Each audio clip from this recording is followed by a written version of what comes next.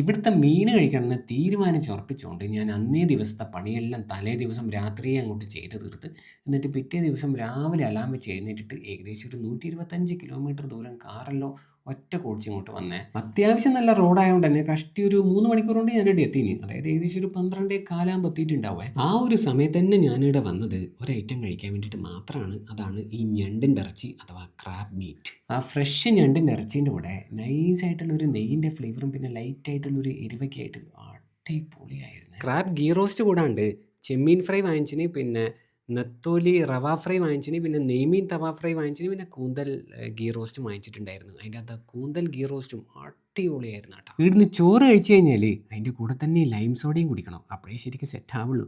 അപ്പം ആ ഞണ്ടും ചെമ്മീനും കൂന്തലെല്ലാം അടിപൊളിയേനു. പക്ഷേ ഈ നെയ്മീൻ തവ തീരെ പോരേനുവേ. അപ്പോൾ ഈ സ്പോട്ട് വരുന്നത് മാംഗ്ലൂർ കൊടൈൽ ബേയിലുള്ള മച്ചലിയാണ്. അപ്പം ശരി.